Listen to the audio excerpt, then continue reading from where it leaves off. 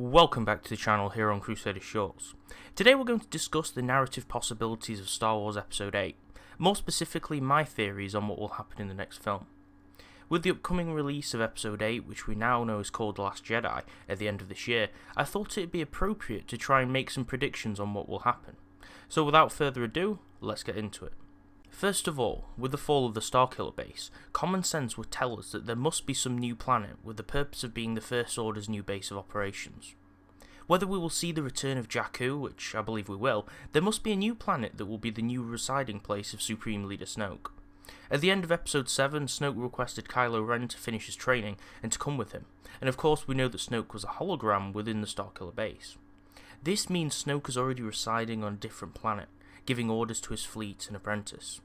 I recommend watching one of my other videos called Snoke Theories Debunked, which will be linked in the description of this video.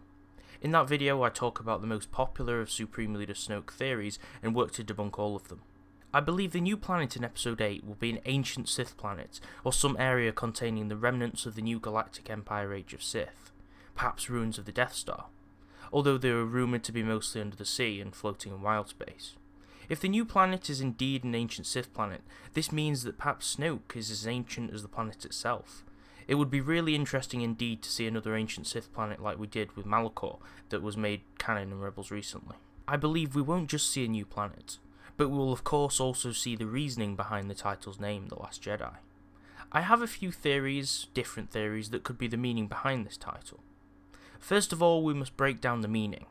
The Last Jedi could mean many different things, but usually for Lucasfilm it ends up being much simpler than what the fans initially believe it to be when theorising. The Last Jedi could mean Luke Skywalker, which is what most people believe it to be, and what it probably will end up being in the end, but it could mean other things.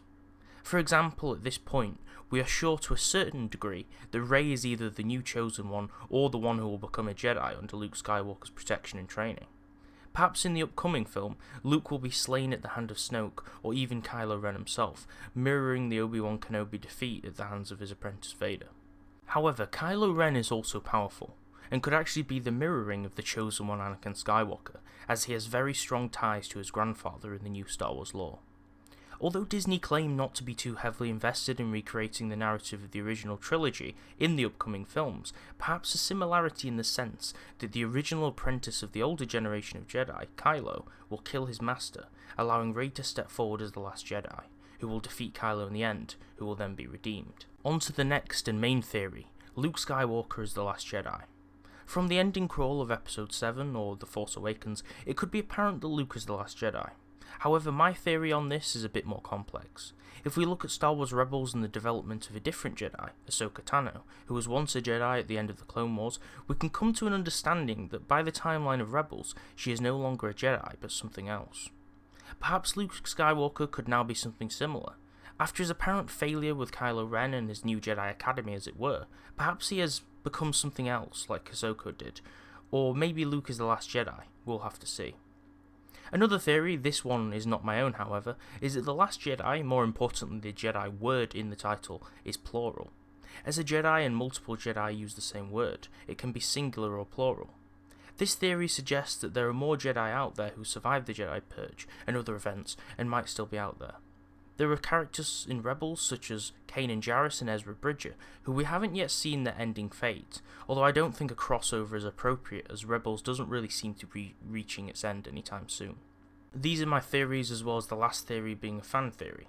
I plan to release a new video in the upcoming days on the last theory I have not yet discussed, which I believe deserves its own video, so be looking forward to that. To make sure you don't miss it and any of my future lore and Star Wars videos, please hit that subscribe button. Like the video if you found it useful in any way or enjoyed it, and thank you a lot for watching the video, and I'll see you next time.